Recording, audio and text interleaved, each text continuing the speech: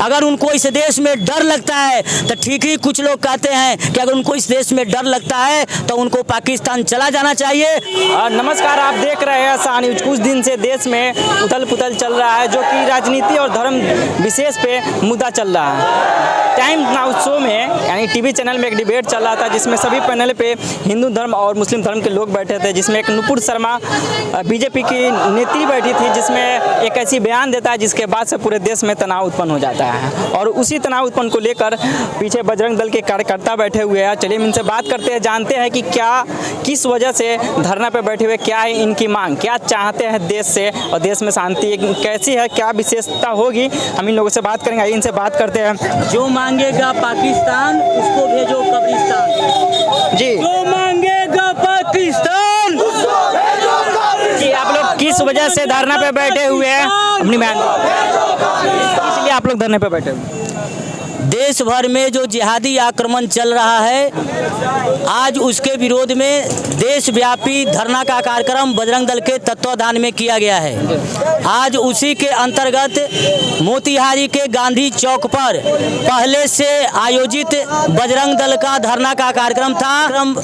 मोतिहारी के गांधी चौक पर यह था, एसडीओ को हमने लिख कर दिया भी था, लेकिन शायद लगता है कि यहाँ की प्रशासन भी जिहादियों से डर गया है, जिसके कारण कार्यक्रम के आधा घंटा पहले और हमको सूचना दिया गया कि आप कार्यक्रम मीना बाजार चौक पर नहीं करके आप कार्यक्रम चरखा पार्क के पास करें।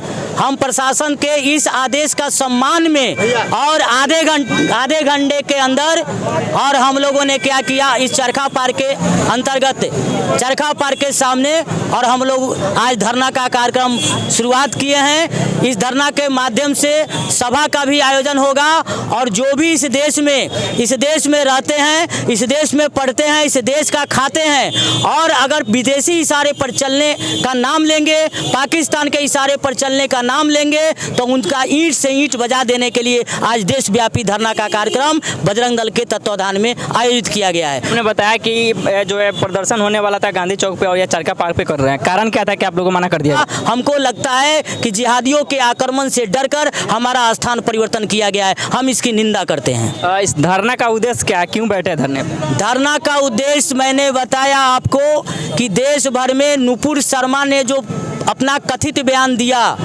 और नुपुर शर्मा ने कथित बयान, हमको उसको कहेंगे कि वह बयान में क्या दिया, जो उनके हदीस में लिखा हुआ है, जो उनके कुरान में लिखा हुआ है, उसी बात को नुपुर शर्मा ने कहा और उसको बवंडर बनाया गया पूरे देश में। नुपुर शर्मा को बहाना बनाकर देश के सिपाहियों पर, देश के फौजियों पर पत्थरबाजी किया गया, देश के सीआरपीएफ के जवानों पर पत्थरबाजी किया गया, देश के सार्वजनिक संपत्ति को नुकसान किया गया, रास्ता ब्लॉक किया गया, हिंदुओं की हत्या की गई, बाजार बंद कराया गया, मस्जिद से पत्थर चलाए गए।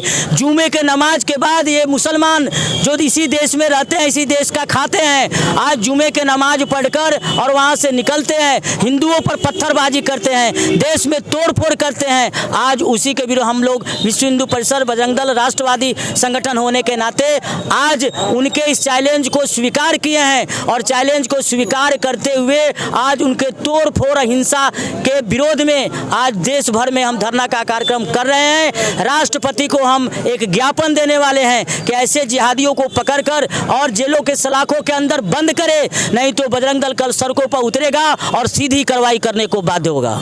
जब नुपुर शर्मा का तथ्य सही है, बयान सही है, तो पूरे देश में इतना तनाव माहौल क्यों है, क्या कहना चाहिए? ये तो जिहादी शुरू से ये कर रहे हैं। 1946 में यानी जब भारत उस समय गुलाम था, सभी मिलकर साथ में लड़े। 1946 में डायरेक्ट एक्शन के नाम पर पाकिस्तान का बंटवारा हो गया, पाकिस्तान मुसलमानों को दे दिया गया, हिंदुस्तान हिंदुओं को दे दिया गया। फिर भी कांग्रेस के तुष्टीकरण के कारण आज जो भी मुसलमान यहाँ पर रह गए उनका हम सम्मान जरूर करते हैं, लेकिन जो मुसलमान यहाँ रहते हैं उनको इस देश का सम्मान करना चाहिए। अगर उनको इस देश में डर लगता है तो ठीक ही कुछ लोग कहते हैं कि अगर उनको इस देश में डर लगता है तो उनको पाकिस्तान चला जाना चाहिए। अगर पाकिस्तान जाने में अगर कोई खर्च नहीं है, अगर खर्च वहन नहीं कर पा रहे हैं तो खर्च भी बजरंग दल के कार्यकर्ता देने के लिए तैयार हैं, वे पाकिस्तान जा सकते हैं।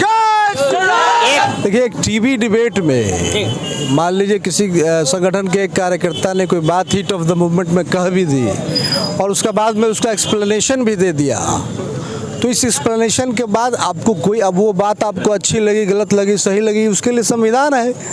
भारत जो है एक अनुशासित देश है, संविधान से चलने वाला देश है, और बाहरी देश तो हमको बिल्कुल ना समझाए कि भारत को कैसे चलाना है। उस घटना के बाद जो है पूरे देश में, रांची हो, प्रयागराज हो या कानपुर हो, इस तरीके से एक शुक्रवार के दिन एक धर्म स्थल से निकल के कुछ लोग आते हैं और रास्ते पे जो है वो अपने आप को सुप्रीम कोर्ट का चीफ जस्टिस और न्यायाधीश समझते हैं, तो हमारा विरोध इसलिए है कि उनको न्यायाधीश बनने की इजाज़त किसने दी है?